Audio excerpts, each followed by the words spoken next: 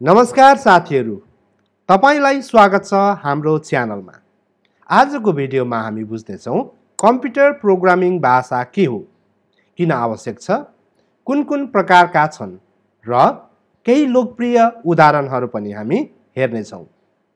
यदि तपाईँ प्रोग्रामिङमा रुचि राख्नुहुन्छ भने यो भिडियो तपाईको लागि अत्यन्त उपयोगी हुनेछ।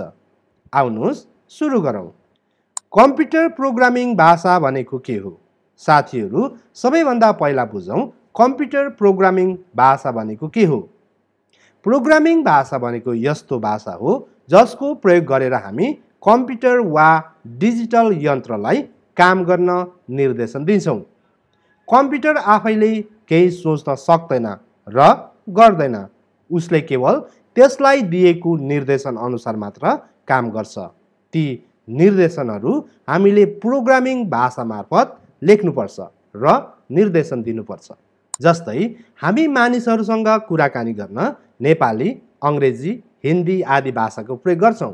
त्यसै गरी कम्प्युटरसँग कुरा गर्न Python, Java, C, C++, C#, JavaScript, HTML जस्ता प्रोग्रामिङ भाषाको प्रयोग गरिन्छ। प्रोग्रामिङ भाषाको कार्य र महत्त्व।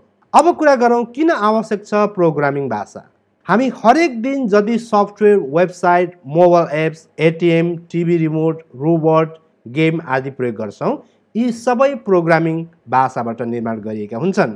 जसले प्रोग्रामिङ भाषा लेख्छ उसलाई भनिन्छ प्रोग्रामर वा डेभलपर। त्यसैले आजको युगमा प्रोग्रामिङ भाषा जान्नु भनेको डिजिटल युगको भाषा सिक्नु जस्तै हो। प्रोग्रामिङ भाषाको इतिहास। प्रोग्रामिङ भाषाको इतिहास निकै पुरानो हो। सन् 1940-50 तिर सबैभन्दा पहिले एसेम्बली ल्याङ्ग्वेजको प्रयोग भयो। त्यसपछि फोर्टन, कोबल अनि 1970 को दशकमा सी ल्याङ्ग्वेज आयो, जुन धेरै शक्तिशाली भाषा हो। सीबाट पछि C++ र जाभा जस्ता आधुनिक भाषा जन्मिए। 2010 पछि पाइथन र जाभास्क्रिप्टले ठुलो क्रान्ति ल्याए। आज machine learning, AI, web development आदि सबै क्षेत्रमा यी भाषाहरू प्रयोग गर्ने गरिन्छ। प्रोग्रामिङ भाषाका प्रकारहरू। अब बुझौँ प्रोग्रामिङ भाषाका मुख्य प्रकारहरू। लो लेभल ल्याङ्ग्वेज, यो कम्प्युटरसँग निकट रहन्छ, बुझ्न गाह्रो हुन्छ तर द्रुत काम गर्छ। जस्तै assembly language, machine code 0 and 1। High level language, मानिसले बुझ्न मिल्ने संरचना हुन्छ, लेख्न पनि सजिलो हुन्छ। जस्तै पाइथन, जाभा, C++, जाभास्क्रिप्ट आदि। प्रोसिजरल ल्याङ्ग्वेज, कार्यलाई स्टेप बाई स्टेप लेखिन्छ, जस्तै C and Pascal. Object oriented language, object र क्लासमा आधारित हुन्छ, जस्तै Java, Python and C++। Scripting language, website, browser वा सर्भर स्क्रिप्ट लेख्न, जस्तै जाभास्क्रिप्ट, PHP, पाइथन आदि। फङ्सनल ल्याङ्ग्वेज, फङ्सनमा आधारित हुन्छ, जस्तै हास्कल, लिस। यी सबै भाषा आआफ्नो उपयोग र आवश्यकता अनुसार प्रयोग गरिन्छ। लोकप्रिय प्रोग्रामिङ भाषाहरू र तिनका उदाहरण। अब हेरौँ केही लोकप्रिय प्रोग्रामिङ भाषाहरू र तिनका प्रयोग उदाहरणसहित। 1 नम्बरमा पाइथन, सिक्न सजिलो, प्रयोग machine learning, data science and web development आदि। उदाहरण जस्तै प्रिन्ट लेखेर हेलो वर्ल्ड लेख्यो भने इमिडिएट उसले, हामीले डिबग गर्यो भने इमिडिएट उसले एक्जिक्युट गरिदिन्छ। यहाँ तपाईँ हेर्न सक्नुहुन्छ, मैले पाइथन फाइल नेम दिएर .py चाहिँ पाइथनको एक्सटेन्सन हो, पाइथन राखेर मैले रन गरेँ भने उसले इमिडिएट एक्जिक्युट गरिदिन्छ, हेलो नेपाल। नम्बर 2 मा जाभास्क्रिप्ट, वेबसाइटमा इन्टरेक्टिभ बनाउँछ, प्रयोग फ्रन्ट-एन्ड र ब्याक-एन्ड डेभलपमेन्ट। यो फ्रन्ट-एन्ड र ब्याक-एन्ड के हो भन्ने पनि हामी बुझ्नेछौँ अर्को भिडियोहरूमा। आउँदो नेक्स्ट भिडियोहरूमा हामी फ्रन्ट-एन्ड के हो र ब्याक-एन्ड के हो भन्ने पनि हामी बुझ्नेछौँ। जस्तै उदाहरणको लागि ALERT लेखेर हेलो फ्रम जाभास्क्रिप्ट अथवा hello from the Mount Everest लेख्नुभयो भने तपाईँ यसले एक्जिक्युट गर्छ।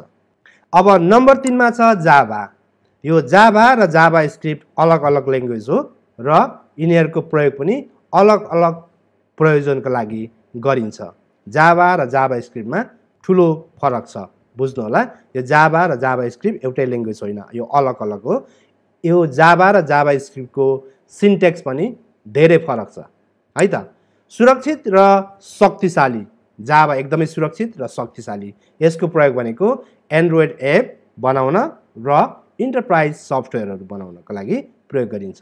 उदाहरणको लागि यहाँ कोड लेखेको छु। यो कोडलाई हामी एक्जिक्युट गर्न सक्छौँ, हेलो नेपाल भनेर। यसको सिन्टेक्स अलि लामो हुन्छ अन्य कोडहरू भन्दा। नम्बर 4 मा छ सी ल्याङ्ग्वेज, हार्डवेयर नजिकको भाषा, प्रयोग operating system and embed system. उदाहरण यहाँनिर पनि उदाहरण मैले राखेको छु। यसले पनि हेलो नेपाल भनेर चाहिँ एक्जिक्युट गर्छ। अर्को छ number 5 HTML, not a programming language but essential. Web page बनाउँछ, यो हाइपर टेक्स्ट मार्कअप ल्याङ्ग्वेज हो। उदाहरण S1 हेलो नेपाल लेख्यो भने यो इमिडिएट वेब ब्राउजरमा हेलो नेपाल देखाउँछ है त। यी सबै भाषाहरू संसारभरिका प्रोग्रामरहरूले प्रयोग गर्छन्। अब प्रोग्रामिङ सिक्ने तरिका र म केही सुझावहरू यहाँ राख्छु। यदि तपाईँ प्रोग्रामिङ सिक्न चाहनुहुन्छ भने पाइथन वा जाभास्क्रिप्टबाट सुरु गर्नुहोस्। यी भाषाहरू सिक्न धेरै सजिला छन् र भविष्यमा धेरै उपयोगी पनि। सिक्ने तरिका, युट्युब भिडियो ट्युटोरियलहरू हेर्नुहोस्। वेबसाइटहरू free code camp, W3 school, Coursera, edX आदिमा सित्तैमा तपाईँको चाहिँ युनिभर्सिटीको कोर्सहरू पढ्न सक्नुहुन्छ, सिक्न सक्नुहुन्छ। त्यहाँनिर चाहिँ तपाईँलाई सर्टिफिकेट चाहियो भने पैसा तिरेर सर्टिफिकेट पनि लिन सक्नुहुन्छ। तर फ्री कोड क्याम्पमा सर्टिफिकेट पनि तपाईँलाई सित्तैमा उपलब्ध गराउँछ फ्री कोड क्याम्पले है त। अभ्यास प्रोजेक्ट बनाएर सिक्नुहोस्। प्रोग्रामिङ पढेर मात्र सिक्न सकिँदैन, प्र्याक्टिस अनिवार्य गर्नुपर्छ। तपाईँको चाहिँ रियल लाइफमा रियल प्र्याक्टिस बिना प्रोग्राम सिक्न कठिन छ। त्यस कारणले गर्दा अनिवार्य practice, try make to perfect. गिटहबमा अरूको कोड हेरेर अभ्यास गर्नुहोस्। तपाईँ गिटहबमा जानुहोस् र अरूले कसरी कोड लेखेको छ, कस्तो स्ट्रक्चरले राखेको छ त्यो हेरेर पनि तपाईँ सिक्न सक्नुहुन्छ, त्यसरी फलो गर्न सक्नुहुन्छ। नियमित अभ्यास नै प्रोग्रामिङ सफलताको मेन की हो। साथीहरू, आज हामीले कम्प्युटर प्रोग्रामिङ भाषाको बारेमा धेरै कुरा सिक्यौँ। प्रोग्रामिङ के हो, किन चाहिन्छ, कस्ता प्रकारका छन् र के प्रयोजनको लागि प्रयोग गरिन्छ। भविष्य प्रविधिमै आधारित छ। त्यसैले प्रोग्रामिङ भाषा सिकेर तपाईँ पनि आफ्नो भविष्य उज्जवल बनाउन सक्नुहुन्छ। भिडियो उपयोगी लाग्यो भने लाइक, कमेन्ट र सेयर गर्न नभुल्नुहोस्। अर्को भिडियोमा हामी कसरी गिट र गिटहब प्रयोग गर्ने भन्ने विषयमा बुझ्नेछौँ। प्रोग्रामरको लागि अति आवश्यक उपकरण हो, त्यसैले बेल बटन दबाउन नबिर्सिनुहोस्। यस्ता थप ज्ञानवर्धक सामग्रीका लागि हाम्रो च्यानललाई सब्स्क्राइब गर्नुहोस्। धन्यवाद।